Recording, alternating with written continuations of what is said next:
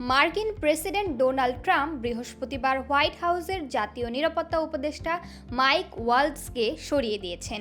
তার জায়গায় অন্তর্বর্তীকালীন হিসেবে পররাষ্ট্রমন্ত্রী মার্কো রুবিওর নাম ঘোষণা করেছেন তিনি। শুক্রবার 2 মে বার্তা সংস্থা রয়টার্সের প্রতিবেদনে এ তথ্য জানা যায়। রয়টার্সের প্রতিবেদনে বলা হয়েছে, এর আগে একাধিক সূত্র জানিয়েছিল ট্রাম্প ওয়ালৎজকে জাতীয় নিরাপত্তা উপদেষ্টার পদ থেকে সরিয়ে দেওয়ার সিদ্ধান্ত নিয়েছেন, বিশেষ করে গত মার্চে ট্রাম্পের শীর্ষ জাতীয় নিরাপত্তা সহযোগীদের মধ্যে সিগন্যাল চ্যাটের কেলেঙ্কারিতে ধরা পড়ার পর।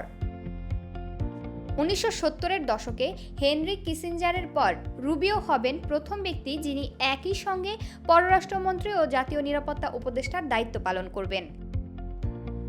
সামাজিক যোগাযোগ মাধ্যমে দেওয়া এক পোস্টে ট্রাম্প বলেন, তিনি জাতিসংঘে যুক্তরাষ্ট্রের পরবর্তী রাষ্ট্রদূত হিসেবে ওয়ালৎজকে মনোনীত করবেন। তিনি আমাদের জাতির স্বার্থকে শীর্ষে রেখে কঠোর পরিশ্রম করেছেন। বৃহস্পতিবার হোয়াইট হাউসে এক অনুষ্ঠানে ট্রাম্প বলেন, আমার কোনো সমস্যা হলেই আমি মার্কোকে ফোন করি, তিনি সমাধান করে দেন। উল্লেখ্য, ওয়ালৎজের আগে নিউ ইয়র্কের কংগ্রেস সদস্য এলি স্টেফানিককে জাতিসংঘের রাষ্ট্রদূত হিসেবে মনোনীত করা হয়েছিল, কিন্তু হাউসে রিপাবলিকানদের সংখ্যাগরিষ্ঠতা রক্ষার জন্য তার মনোনয়ন প্রত্যাহার করা হয়।